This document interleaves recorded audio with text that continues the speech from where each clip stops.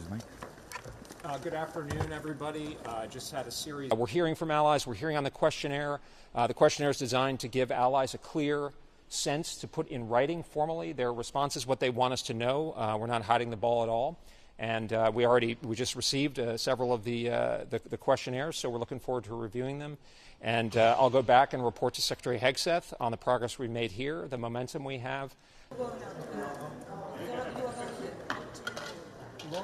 I think we have a very aligned perspective on the security challenges that we face, and we have a good plan, reasonable plan for European-led conventional defense through things like the NATO NDPP process, through the NATO force model that's going to put Europe in a lasting position where it's going to be able to lead its own defense. The United States is not leaving the continent, it's not leaving the alliance. It's saying how we're going to make this fit for purpose. We're going to go back to the origins of what NATO is supposed to be, where Europe is going to take the lead.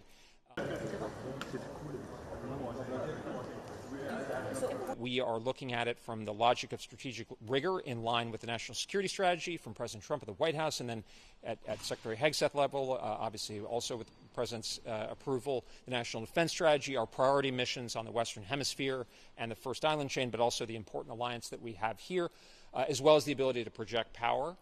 So we're looking at this on a kind of reasonable sort of cost-benefit basis, saying, look, we've got huge momentum on the continent, enormous defense spending increases. I single out Germany in particular, but we also see Poland. We see a number of the Scandinavian countries. We hope to see more from countries like the United Kingdom. But basically, major efforts to step up to lead in Europe's own defense.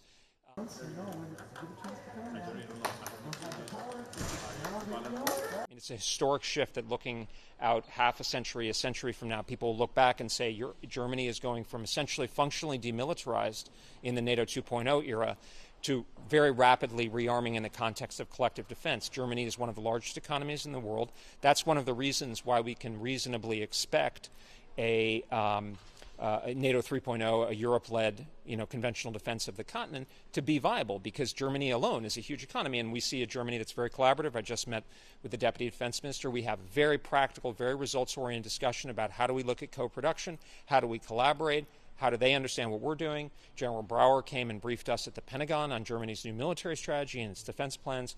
That's exactly what we want to see from our allies. It's what we're looking for from Japan. It's what we're looking for from Canada. Thank you, sir. Thank you, ladies and gentlemen.